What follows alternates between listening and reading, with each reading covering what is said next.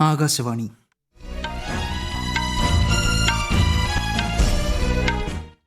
നമസ്കാരം. വാർത്തകൾ വായിക്കുന്നത് കിരൺ ശങ്കർ.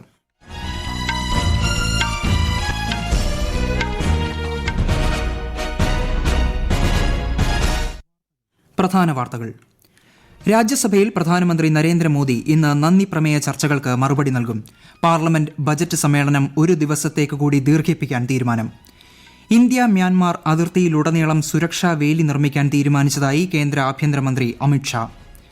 പ്രഥമ രാജ്യാന്തര ഊർജ്ജമേളയ്ക്ക് തിരുവനന്തപുരത്ത് തുടക്കമായി. മുഖ്യമന്ത്രി പിണറായി വിജയൻ ഉദ്ഘാടനം നിർവഹിച്ചു.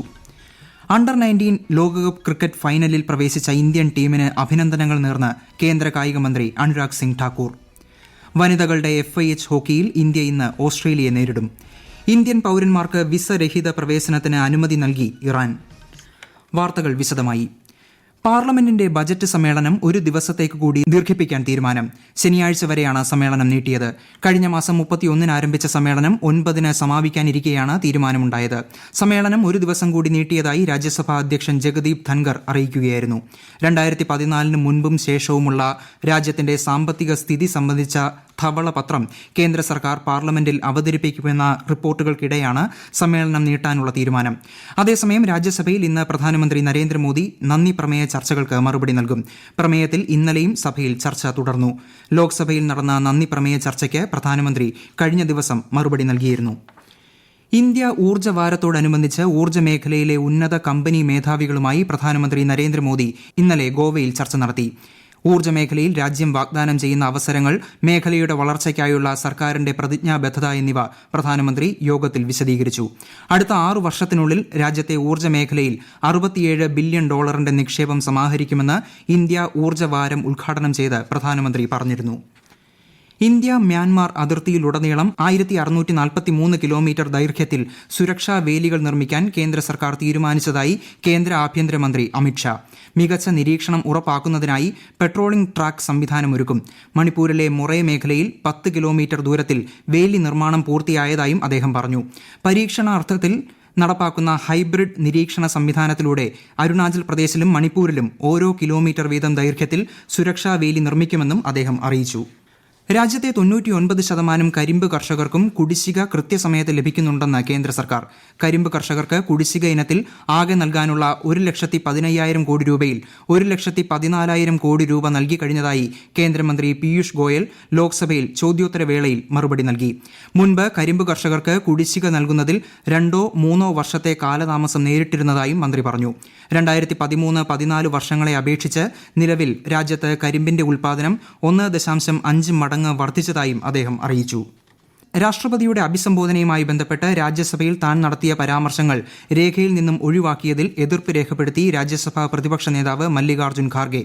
വെട്ടിമാറ്റിയ ഭാഗങ്ങൾ സഭാരേഖയിൽ ഉൾപ്പെടുത്തണമെന്ന് അദ്ദേഹം രാജ്യസഭയിൽ ഇന്ന് ആവശ്യമുയർത്തി. വിഷയം പരിശോധിച്ച് റൂളിംഗ് പുറപ്പെടുവിക്കാമെന്ന് രാജ്യസഭാ അധ്യക്ഷൻ ജഗദീപ് ധൻഖർ വ്യക്തമാക്കി. കർണാടക സർക്കാർ ഫണ്ട് ദുരുപയോഗം നടത്തുന്നതായി ആരോപിച്ച് പാർലമെന്റിലെ ഗാന്ധി പ്രതിമയ്ക്ക് മുന്നിൽ BJP കർണാടക MPമാർ പ്രതിഷേധം നടത്തി. സംസ്ഥാനത്തിന് കേന്ദ്രം GST ഉൾപ്പെടെ എല്ലാ വിഹിതവും നൽകിയതാണെന്ന് മുതിർന്ന BJP നേതാവ് സദാനന്ദ ഗൌഡ മാധ്യമങ്ങളോട് പറഞ്ഞു. കേന്ദ്ര സർക്കാരിനെതിരെ കർണാടക മുഖ്യമന്ത്രി സിദ്ധരാമയ്യയുടെ നേതൃത്വത്തിൽ മന്ത്രിമാരും കോൺഗ്രസ് MLAമാരും ന്യൂഡൽഹിയിലെ ജന്തർ മന്ദറിലാണ് പ്രതിഷേധിക്കുന്നത്. നികുതി വിഹിതത്തിലും ഗ്രാന്റുകളുടെ വിതരണത്തിലും കേന്ദ്രം അനീതി കാട്ടുന്നതായി ആരോപിച്ചാണ് പ്രതിഷേധം. സംസ്ഥാനങ്ങളുടെ ഭരണ നിർവഹണ പ്രക്രിയയിലും ധനവിനിയോഗത്തിലും കേന്ദ്രം കൈകടത്തുന്നതായി ആരോപിച്ച് മുഖ്യമന്ത്രി പിണറായി വിജയന്റെ നേതൃത്വത്തിൽ സംസ്ഥാന മന്ത്രിമാരും MLAമാരും MPമാരും നാളെ ജന്തർ മന്ദറിൽ പ്രതിഷേധം നടത്തും. സമാന വെല്ലുവിളികൾ നേരിടുന്ന മറ്റ് സംസ്ഥാനങ്ങളിലെ നേതാക്കളും പ്രതിഷേധത്തിൽ പങ്കുചേരുമെന്ന് ശ്രീ പിണറായി വിജയൻ അറിയിച്ചു. തമിഴ്നാട് മുഖ്യമന്ത്രി MK സ്റ്റാലിൻ പ്രതിഷേധത്തിന് കഴിഞ്ഞ ദിവസം പിന്തുണ അറിയിച്ചിരുന്നു. ഈ വാർത്തകൾ ആകാശവാണിയിൽ നിന്ന്. ആകാശവാണി വാർത്തകളും വാർത്താധിഷ്ഠിത പരിപാടികളും all India radio news Thiruvananthapuram എന്ന യൂട്യൂബ് ചാനലിൽ ലഭ്യമാണ്. കൂടുതൽ വാർത്തകൾക്കായി @AllIndia Radio News തിരുവനന്തപുരം എന്ന ഫേസ്ബുക്ക് പേജും @AER_News_TVM എന്ന X ഹാൻഡിലും സന്ദർശിക്കാം. സമൂഹത്തിലെ അസമത്വം ഇല്ലാതാക്കാനുള്ള ഏറ്റവും ശക്തവും പരിവർത്തനശേഷിയുമുള്ള പ്രക്രിയയാണ് വിദ്യാഭ്യാസമെന്ന് ഉപരാഷ്ട്രപതി ജഗദീപ് ധൻഖർ ഡൽഹി സർവകലാശാലയ്ക്ക് കീഴിലുള്ള ഇന്ദ്രപ്രസ്ഥ വനിതാ കോളേജിന്റെ 100ാം വാർഷികത്തിൽ അധ്യക്ഷത വഹിക്കുകയായിരുന്നു അദ്ദേഹം. പെൺകുട്ടികളുടെ വിദ്യാഭ്യാസം രാജ്യത്ത് വിപ്ലവകരമായ മാറ്റങ്ങൾ കൊണ്ടുവരികയാണെന്നും 2047ഓടെ ഇന്ത്യയെ വികസിത രാഷ്ട്രമാക്കാൻ ഇത് സഹായിക്കുമെന്നും അദ്ദേഹം വ്യക്തമാക്കി. പ്രഥമ രാജ്യാന്തര ഊർജ്ജമേളയുടെ ഉദ്ഘാടനം മുഖ്യമന്ത്രി പിണറായി വിജയൻ തിരുവനന്തപുരത്ത് നിർവഹിച്ചു. ടാഗോർ തിയേറ്ററിൽ നടന്ന ചടങ്ങിൽ മന്ത്രി കൃഷ്ണൻകുട്ടി അധ്യക്ഷത വഹിച്ചു. മേളയോടനുബന്ധിച്ച് കേരള സംസ്ഥാന ഊർജ്ജ സംരക്ഷണ പുരസ്കാരം സ്പീക്കർ AN ഷംസീർ വിതരണം ചെയ്യും.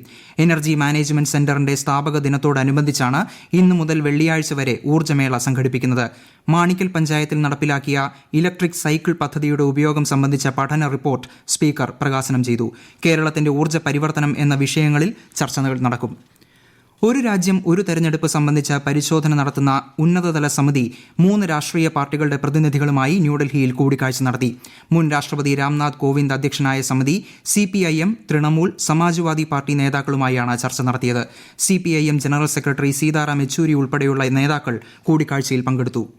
ഗയാന പ്രധാനമന്ത്രി മാർക്ക് ഫിലിപ്സ് 6 ദിവസത്തെ സന്ദർശനത്തിനായി ഇന്ത്യയിലെത്തി. രാഷ്ട്രപതി ദ്രൌപദി മുർമു, ഉപരാഷ്ട്രപതി ജഗദീപ് ധൻഖർ എന്നിവരുമായി അദ്ദേഹം ന്യൂഡൽഹിയിൽ കൂടിക്കാഴ്ച നടത്തും. സന്ദർശനത്തിലൂടെ ഇന്ത്യയും ഗയാനയും തമ്മിലുള്ള ഉഭയകക്ഷി ബന്ധം കൂടുതൽ ശക്തിപ്പെടുമെന്ന് വിദേശകാര്യ മന്ത്രാലയം പ്രസ്താവനയിലൂടെ അറിയിച്ചു. അണ്ടർ 19 ലോകകപ്പ് ക്രിക്കറ്റ് ഫൈനലിൽ പ്രവേശിച്ച ഇന്ത്യൻ ടീമിന് അഭിനന്ദനങ്ങൾ നേർന്ന് കേന്ദ്ര കായിക മന്ത്രി അനുരാഗ് സിംഗ് ഠാക്കൂർ. ടീമിന്റെ അസാമാന്യ പ്രകടനം രാജ്യത്തിന് അഭിമാനമേകുന്നതായി അദ്ദേഹം സമൂഹമാധ്യമത്തിൽ കുറിച്ചു. ഇന്നലെ നടന്ന മത്സരത്തിൽ ആതിഥേയരായ ദക്ഷിണാഫ്രിക്കയെ 2 വിക്കറ്റിന് പരാജയപ്പെടുത്തിയാണ് ഇന്ത്യയുടെ ഫൈനൽ പ്രവേശനം. ദക്ഷിണാഫ്രിക്കയെ ഉയർത്തിയ 245 റൺസ് വിജയലക്ഷ്യം ഇന്ത്യ 48.5 ഓവറിൽ മറികടന്നു. നാളെ നടക്കുന്ന ഓസ്ട്രേലിയ-പാകിസ്ഥാൻ സെമിയിലെ വിജയിയെയാണ് ഇന്ത്യ ഞായറാഴ്ച നടക്കുന്ന ഫൈനലിൽ നേരിടുക. ഇന്ത്യയുടെ തുടർച്ചയായ 5ാം ഫൈനലാണിത്. വനിതകളുടെ FIH ഹോക്കി പ്രോ ലീഗിൽ ഇന്ത്യ ഇന്ന് ഓസ്ട്രേലിയയെ നേരിടും. ഭുവനേശ്വറിൽ രാത്രി 7:30 മത്സരം ആരംഭിക്കും. ISL ഫുട്ബോളിൽ ഇന്ന് ചെന്നൈയിൻ FC ബംഗളൂരുവിനെ നേരിടും. വൈകിട്ട് 7:30 ബംഗളൂരുവിലാണ് മത്സരം. ഇന്ത്യൻ പൌരന്മാർക്ക് വിസ രഹിത പ്രവേശനത്തിന് അംഗീകാരം നൽകി ഇറാൻ. ടൂറിസം ആവശ്യങ്ങൾക്ക് മാത്രമാണ് ഇളവ് അനുവദിച്ചത്. ഇതുപ്രകാരം സാധാരണ പാസ്പോർട്ട് കൈവശമുള്ള ഇന്ത്യൻ പൌരന്മാർക്ക് 6 മാസത്തിലൊരിക്കൽ പരമാവധി 15 ദിവസത്തേക്ക് വിസയില്ലാതെ ഇറാനിൽ പ്രവേശിക്കാം. നിലവിൽ 27 രാജ്യങ്ങളാണ് ഇന്ത്യൻ പൌരന്മാർക്ക് വിസ രഹിത പ്രവേശനം അനുവദിച്ചിട്ടുള്ളത്. ഗാസയിലെ വെടിനിർത്തൽ കരാർ സംബന്ധിച്ച് ബന്ദികളെ വിട്ടു നൽകുന്നതുകൂടി ഉൾപ്പെട്ട വ്യവസ്ഥകൾ മുന്നോട്ട് വെച്ചതായി ഹമാസ് അറിയിച്ചു. ഹമാസിന്റെ ആവശ്യങ്ങൾ പരിശോധിച്ച ശേഷം തീരുമാനമെടുക്കുമെന്ന് ഇസ്രയേൽ വ്യക്തമാക്കി. എന്നാൽ ഹമാസിന്റെ പ്രതികരണം അനുചിതമാണെന്നും ചർച്ചകൾ തുടരുമെന്നും US പ്രസിഡന്റ് ജോ ബൈഡൻ പ്രതികരിച്ചു. ഹമാസ് ആവശ്യങ്ങൾ വിലയിരുത്തിയ ശേഷം ഇസ്രയേലുമായി ചർച്ച നടത്തുമെന്ന് ഇന്ന് ഇസ്രയേൽ സന്ദർശിക്കുന്ന US state secretary Antony Blinken പറഞ്ഞു. ഡൽഹി മുഖ്യമന്ത്രി അരവിന്ദ് കെജ്രിവാളിന്റെ സെക്രട്ടറി ബിഭാവ് കുമാർ, ആം ആദ്മി രാജ്യസഭാംഗം ND ഗുപ്ത ഉൾപ്പെടെയുള്ള പാർട്ടി നേതാക്കൾ എന്നിവരുമായി ബന്ധപ്പെട്ട വിവിധയിടങ്ങളിൽ എൻഫോഴ്സ്മെന്റ് ഡയറക്ടറേറ്റ് റെയ്ഡ് നടത്തി. ഡൽഹി ജൽ ബോർഡ് കള്ളപ്പണം വെളുപ്പിക്കൽ കേസ് അന്വേഷണത്തിന്റെ ഭാഗമായാണ് പരിശോധന നടന്നത്. അതിനിടെ ഡൽഹി മദ്യനയ കേസിൽ ആവർത്തിച്ചുള്ള സമൻസുകൾക്ക് ഹാജരാകാത്തതിന് കെജ്രിവാളിനെതിരെ ED നൽകിയ പരാതിയിന്മേലുള്ള കേസ് ഇന്ന് കോടതി പരിഗണിക്കും. ആം ആദ്മി നേതാക്കൾക്കെതിരെ മൊഴി നൽകുന്നതിനായി ED സാക്ഷികളെ ഭീഷണിപ്പെടുത്തുന്നതായി പാർട്ടി നേതൃത്വം ആരോപിച്ചു. കള്ളപ്പണം വെളുപ്പിക്കൽ കേസിൽ ഉത്തരാഖണ്ഡ് മുൻ മന്ത്രിയും കോൺഗ്രസ് നേതാവുമായ ഹരക് സിംഗ് റാവത്തിനെതിരെ എൻഫോഴ്സ്മെന്റ് ഡയറക്ടറേറ്റ് വിവിധ കേന്ദ്രങ്ങളിൽ തെരച്ചിൽ നടത്തി. കോർബറ്റ് കടുവ സങ്കേതത്തിലെ അനധികൃത നിർമ്മാണ പ്രവർത്തനങ്ങളുമായി ബന്ധപ്പെട്ടാണ് ED റെയ്ഡ്. മുൻ സംസ്ഥാന വനം മന്ത്രിയായ ഹരക് സിംഗ് ഇതിൽ ഉത്തരവാദിയാണെന്ന് സുപ്രീംകോടതി നിയോഗിച്ച കമ്മിറ്റി കണ്ടെത്തിയിരുന്നു. 3 ദിവസത്തെ സന്ദർശനത്തിനായി ബംഗ്ലാദേശ് വിദേശകാര്യമന്ത്രി ഹസൻ മഹ്മൂദ് ഇന്നലെ ഇന്ത്യയിലെത്തി. വിദേശകാര്യമന്ത്രി S ജയശങ്കറുമായി അദ്ദേഹം കൂടിക്കാഴ്ച നടത്തും. ഇരു രാജ്യങ്ങളും തമ്മിലുള്ള ഉഭയകക്ഷി ബന്ധത്തിന്റെ പുരോഗതി ചർച്ചയിൽ അവലോകനം ചെയ്യും. പൊതു താൽപര്യമുള്ള പ്രാദേശിക ബഹുരാഷ്ട്ര വിഷയങ്ങളെക്കുറിച്ചും ഇരുവരും സംവദിക്കും. ബംഗ്ലാദേശിൽ പുതിയ സർക്കാർ സത്യപ്രതിജ്ഞ ചെയ്തതിനു ശേഷമുള്ള അദ്ദേഹത്തിന്റെ ആദ്യ വിദേശ സന്ദർശനമാണിത്. അരുണാചൽ പ്രദേശിലും മറ്റ് വടക്കുകിഴക്കൻ സംസ്ഥാനങ്ങളിലും ഇന്ന് മഞ്ഞുവീഴ്ചയ്ക്കും മഴയ്ക്കും സാധ്യതയുണ്ടെന്ന് കേന്ദ്ര കാലാവസ്ഥാ വകുപ്പ്. ഹിമാചൽ പ്രദേശ്, പഞ്ചാബ്, ഹരിയാന, ചണ്ഡീഗഡ് എന്നിവിടങ്ങളിലെ ഒറ്റപ്പെട്ട ഇടങ്ങളിൽ അതിശൈത്യം തുടരുമെന്നും കാലാവസ്ഥാ വകുപ്പ് അറിയിച്ചു. രാജ്യത്തെ ഓഹരി വിപണികൾ ഇന്ന് നഷ്ടത്തിൽ വ്യാപാരം ആരംഭിച്ചു. ബോംബെ ഓഹരി സൂചിക സെൻസെക്സ് 172 പോയിന്റ് താഴ്ന്ന് 72,014ലും ദേശീയ ഓഹരി സൂചിക നിഫ്റ്റി 39 പോയിന്റ് കുറഞ്ഞ് 21,890ലും വ്യാപാരം തുടരുന്നു. പ്രധാന വാർത്തകൾ വീണ്ടും. രാജ്യസഭയിൽ പ്രധാനമന്ത്രി നരേന്ദ്രമോദി ഇന്ന് നന്ദി പ്രമേയ ചർച്ചകൾക്ക് മറുപടി നൽകും. പാർലമെന്റ് ബജറ്റ് സമ്മേളനം 1 ദിവസത്തേക്ക് കൂടി ദീർഘിപ്പിക്കാൻ തീരുമാനം. ഇന്ത്യ മ്യാൻമാർ അതിർത്തിയിലുടനീളം സുരക്ഷാ വേലി നിർമ്മിക്കാൻ തീരുമാനിച്ചതായി കേന്ദ്ര ആഭ്യന്തരമന്ത്രി അമിത്ഷാ. പ്രഥമ രാജ്യാന്തര ഊർജ്ജമേളയ്ക്ക് തിരുവനന്തപുരത്ത് തുടക്കമായി. മുഖ്യമന്ത്രി പിണറായി വിജയൻ ഉദ്ഘാടനം നിർവഹിച്ചു. അണ്ടർ 19 ലോകകപ്പ് ക്രിക്കറ്റിൽ ഫൈനലിൽ പ്രവേശിച്ച ഇന്ത്യൻ ടീമിന് അഭിനന്ദനങ്ങൾ നേർന്ന് കേന്ദ്ര കായിക മന്ത്രി അനുരാഗ് സിംഗ് ഠാക്കൂർ. വനിതകളുടെ FIH ഹോക്കിയിൽ ഇന്ത്യ ഇന്ന് ഓസ്ട്രേലിയയെ നേരിടും. ഇന്ത്യൻ പൌരന്മാർക്ക് വിസ രഹിത പ്രവേശനത്തിന് അനുമതി നൽകി ഇറാൻ. വാർത്തകൾ കഴിഞ്ഞു. അടുത്ത വാർത്താ പ്രക്ഷേപണം വൈകിട്ട് 6:30.